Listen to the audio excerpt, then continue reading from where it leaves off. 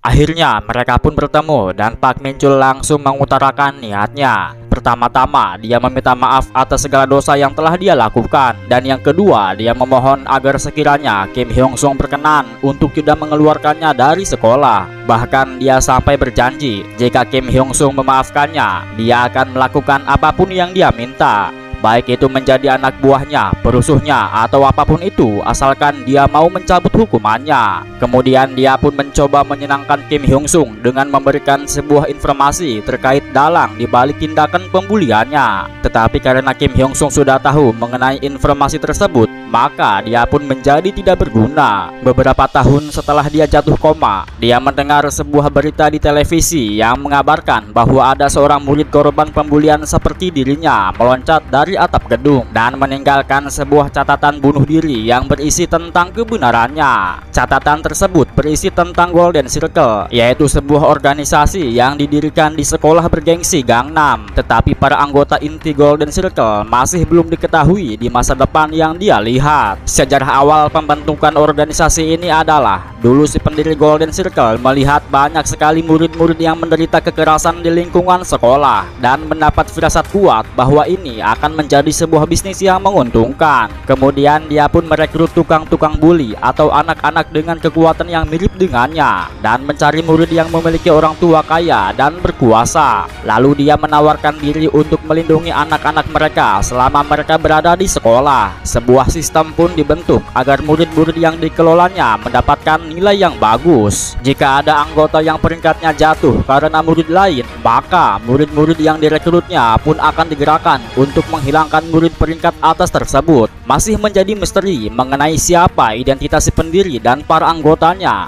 Bahkan di masa depan, saat berita tentang anggota-anggota baris luar Golden Circle dibongkar, kasus itu malah langsung dikubur sampai lenyap, sehingga identitas mereka pun belum terungkap sampai Kim Hyung Sung mati dan kembali ke masa lalu. Kemudian dia pun bertanya, Golden Circle berpusat di Seoul dan Gyeonggi, kekuatan mereka tidak akan sampai ke sini. Tetapi bagaimana bisa mereka mempekerjakan kalian dan siapa orangnya? Pak Min Chul pun menjawab, dari senior Shin Yong Min. Kim Hyung Sung langsung tahu siapa orang itu. Dia adalah murid kelas 3 di sekolahnya, seorang pembuli yang menggenggam seluruh sekolah dalam tangannya. Dia juga seorang pria kuat yang berhasil debut sebagai atlet MMA profesional di masa depan yang dia lihat.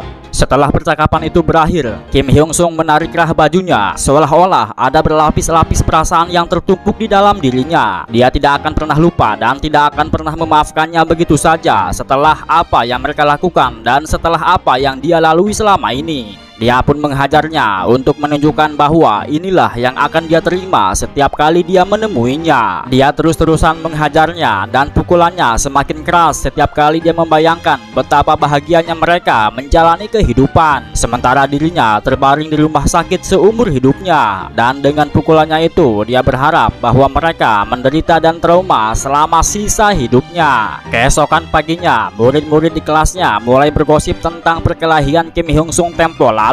Ada yang berkata bahwa ketika mereka melihatnya berkelahi, mereka jadi sadar bahwa dia bukanlah orang yang bisa diajak macam-macam. Ada pula yang tak percaya bahwa dia bisa sebrutal dan sekejam itu. Ada juga yang berasumsi ketika anak-anak yang kelihatannya alim, ternyata mereka adalah tipe yang paling seram ketika marah. Dan ketika Kim Hyung Sung masuk ke dalam kelasnya, seketika suara ramai itu menjadi hening. Di sisi lain, Shin Yong Min tengah berbincang-bincang dengan temannya. Mereka membahas tentang kacaunya rencana mereka akibat dikeluarkannya geng Pak Min Chul. Terlebih lagi, mereka tidak menyangka bahwa Kim Hyung Sung yang tidak memiliki latar belakang apapun ternyata memiliki dukungan yang sangat kuat di belakangnya, sehingga mereka pun sangat kesulitan untuk menyentuhnya di daerah kekuasaannya ini. Tetapi walaupun situasinya buruk, Shin Yong Min akan tetap menjalankan aksinya karena mereka yang di atas sana sudah mempercayakan tugas ini kepadanya dan dia mendapatkan banyak uang dari tugasnya ini, sehingga dia pun enggan untuk melepaskan kesempatan ini begitu saja. Lantas dia pun menyuruh temannya untuk membawa ketua anak kelas 1 ke hadapannya. Sepulang sekolah, Kim Hyung Sung langsung mendatangi ke sebuah tempat yang dimana dia ingin menemui seseorang di sana. Pria yang dicarinya lainnya adalah Jung Do Cheol, yaitu seorang mantan atlet pertama MMA dari Korea yang menjadi juara dunia UFL. Namun sayangnya saat ini dia hanyalah peninggalan masa lalu yang tidak dipedulikan lagi oleh siapapun. Di sisi lain, Park Jin Woo, si anak kelas 1 yang dipanggil oleh Shin Yong Min, pun datang untuk memenuhi panggilannya. Dia yang dulu pernah sekolah gulat pun diberi perintah olehnya untuk membuat Kim Hyung Sung lumpuh sampai tidak bisa hidup dengan normal lagi. Sementara itu, Jung Do Cheol, mantan atlet MMA yang kini mengelola gym, pun bertanya kepadanya, "Apa yang membuatmu ingin bergabung dengan gym kami?" Kim Hyung Sung pun menjawab, "Aku ingin belajar cara bertarung dengan benar sampai aku bisa mengalahkan para bajingan itu." Mendengar hal itu, Jung Do Cheol pun berkata bahwa tempat ini bukanlah tempat untuk mengajari seseorang bertarung, dan aku tidak bisa menerimamu dengan alasan yang seperti itu.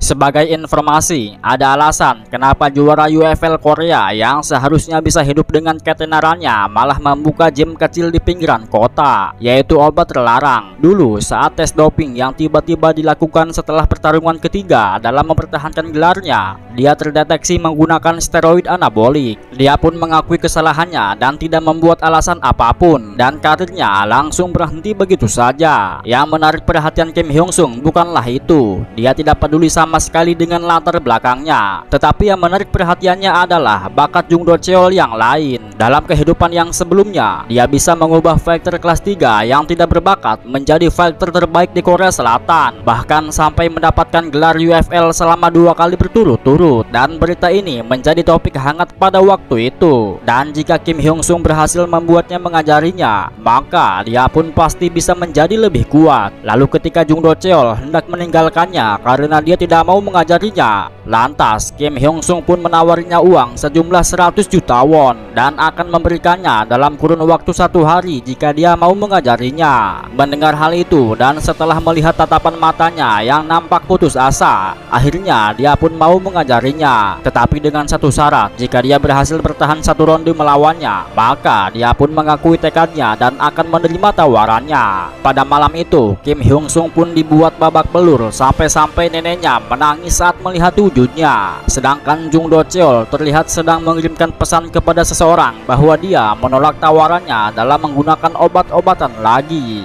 Sebelumnya, yaitu pada saat ujian penerimaan, ada 3 menit dalam 1 ronde. Kim Hyung Sung bahkan sudah tergeletak di dalam ring itu hanya dalam kurun waktu 10 detik saja. Tapi kemudian dia bangkit lagi, lalu dipukuli lagi, dan akhirnya terjatuh lagi. Adegan ini terus berulang-ulang sampai tangan terkepalnya ia coba lesatkan untuk pertama kalinya. Tapi pukulan lemahnya itu dengan mudah dihindari, dan si mantan atlet MMA itu membalasnya dengan memukul dagunya hingga tergeletak pingsan. Saat dia pikir semua ini sudah berakhir dan saat dia sudah berbalik hendak meninggalkan gelanggang, tiba-tiba Kim Hyung Sung kembali bangkit untuk kesekian kalinya. Tatapan matanya tidak memudar walaupun wajahnya dilumuri darah, dan Jung Do Cheol pun kembali menghantamnya. Kiri kanan pukulan terlihat di sana sini hingga pada akhirnya dia kembali tersungkur untuk yang kesekian kalinya. Kali ini Kim Hyung Sung kesulitan untuk berdiri. Tubuhnya sudah tak berdaya dan pandangannya kian memudar. Tenaganya yang melemah tak mampu lagi menampung tekadnya yang kuat. Dia berteriak sekeras mungkin sambil mengingat kembali penderitaan yang dialami selama ini. Jika dia tidak mau masa lalu itu terulang kembali, maka dia tidak boleh jatuh seperti ini. Sampai dia berhasil menghancurkan para bajingan sialan itu berkeping-keping. Akhirnya dia pun kembali bangkit. Sampai-sampai si atlet MMA itu pun terkejut dibuatnya, karena tinjuan barusan itu adalah tinjuan yang bahkan atlet profesional saja kesulitan untuk pulih. Dia pun bertanya-tanya kehidupan apa yang dia jalani selama ini. Lantas dia pun kembali maju dan kembali memukulinya lagi. Pukulan beruntun itu kembali menyerbu seluruh tubuhnya, dan pada akhirnya 3 menit pun berakhir. Dia berhasil menahan semua penderitaan itu dan berhasil tetap berdiri sampai akhir. Mau tak mau, Jung Do Cheol pun mengakui tekadnya dan dia berjanji akan mengajarinya. Sepulang dari pertarungan itu, Kim Hyung Sung pun harus berbohong kepada neneknya bahwa luka itu ia dapatkan dari pertengkaran kecil dengan temannya. Lalu dia mengalihkan pembicaraannya dengan menanyakan perihal rekening tabungan yang neneknya simpan selama setahun. Kemudian Hyung Sung memberinya usul, bagaimana jika kita mencoba bergabung dengan program konstruksi Myungjin yang baru diluncurkan baru-baru ini. Mereka mengadakan program iuran apartemen pada bulan ini, dan jika beruntung kita bisa saja terpilih. Sudah pasti Go Changbum akan memasukkan neneknya ke dalam daftar terpilih.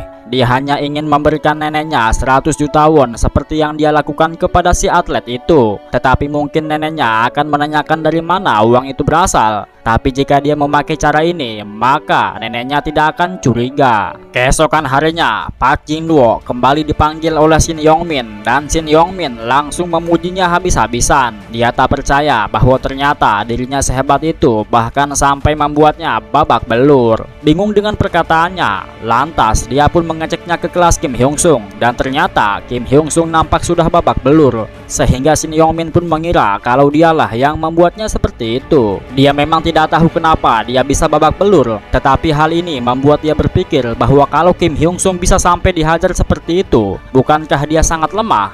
Alhasil dia pun menjadi lebih percaya diri dan semakin berani untuk bertindak. Lantas dia pun langsung memerintahkan para bawahannya untuk mengancam semua anak baru. Jika mereka berbicara atau bermain dengan Kim Hyung-sung, maka dia akan membunuhnya. Sementara itu, setiap dari pulang sekolah, Kim Hyung-sung mulai dilatih oleh guru barunya. Dia digembleng dengan berbagai macam latihan fisik selama 2 jam setiap harinya, dan dia benar-benar berhasil bertahan selama 2 jam penuh tanpa sedikit pun mengeluh. Walaupun dia sudah mencapai batas setiap detiknya, tetapi dia tidak pernah berhenti dan terus melakukannya sampai selesai. Karena melihat kegigihan dan tekadnya itulah, dia sampai berpikir untuk menggunakan metode rahasianya. Lantas dia pun berkata, sejak dirinya dilarang untuk masuk ke ring oktagon, dia sudah meneliti bagaimana caranya menjadi yang terbaik tanpa menggunakan metode ilegal. Dan dengan begitu, walaupun karirnya berakhir, tetapi murid-muridnya bisa sukses. Mulai sekarang, aku akan menerapkan hasil penelitianku pada latihanmu. Jika kau bisa mengikutinya, maka kau akan menjadi kuat sampai siapapun akan bertekuk lutut padamu. 1 minggu kemudian, sejak perkataan gurunya itu, saat di kelas, tiba-tiba dia didatangi oleh sahabat masa kecilnya yang bernama Kim Si-woo. Dia bercerita kalau Park Jin-woo bersama gengnya berkeliling kelas untuk mengancam anak-anak baru. Dia bilang akan membunuh siapapun yang mencoba untuk mendekatinya, dan alasan kenapa dirinya atau Kim Si-woo masih mau mendekatinya adalah karena dia merasa bahwa Kim Hyung-sung adalah teman dekatnya sejak SD, sehingga dia pun rela mengambil resiko asalkan dia tidak menutup mata ketika temannya dibully begitu saja. Di masa lalu, Kim Si-woo pun begitu. Setelah dia melihat dirinya dibully, dia berusaha melindunginya, dan itu hanya sebentar. Tetapi dia bisa terbebas dari kelompoknya Park Min-chul. Kemudian mereka mengganti target mereka dan mulai membuli Kim Si-woo. Setelah dia dihajar habis-habisan sampai 1 kakinya patah, dia mulai pura-pura tidak mengenalnya. Dan ketika Kim Hyung-sung koma, dia pun menangis sambil menceritakan seluruh penderitaan yang dialaminya, lalu meminta maaf karena tidak bisa melindunginya. Mengingat kejadian itu membuat Kim Hyung-sung bertekad untuk melindunginya, yaitu dengan cara berpura-pura tidak kenal dan menjauhkan diri darinya. Tetapi meskipun dia sudah bersikap arogan, sombong, dan semacamnya, Kim Si-woo tetap kekeh berkata tidak akan meninggalkannya sendirian. Masalah-masalah seperti inilah yang kembali Kim Hyung-sung renungkan. Dia tidak tahu apa yang ada di depannya atau seberapa banyak luka dan rasa sakit yang harus dia derita selama melawan Golden Circle, sehingga dia tidak bisa membiarkan Kim Si-woo terlibat dalam hal ini, atau dia akan menderita seperti di masa lalu. Bukan hanya itu, semua hubungannya kecuali keluarganya harus diputuskan. Bahkan jika itu hubungan baik seperti Kim Si-woo, dia tidak boleh melibatkan orang lain dalam pertarungannya. Baru saja direnungkan, tiba-tiba dia mendengar dari anak sekelasnya bahwa Kim Si-woo diseret oleh Park Jin-woo. Lantas dia pun langsung berlari untuk menyelamatkannya. Di dalam ruangan itu, Kim Si-woo adu bacot dengan mereka sebelum pada akhirnya mereka bertarung. Di awal-awal pertarungan, dia nampak mendominasi. Dia berhasil menendang wajah Park Jin-woo dan berhasil menghajar 2 anak buahnya. Tetapi karena dia melawan mereka sendirian, alhasil dia pun terkena pukulan dari belakang, dan kemudian setelah itu dia sedikit melemah. Park Jin-woo yang tadi sempat lengah pun menghampirinya dan menampar wajahnya sekeras mungkin. Tak hanya sampai di situ, dia didorong kemudian dihajar lagi secara brutal. Sampai pada akhirnya Kim Hyung-sung pun tiba.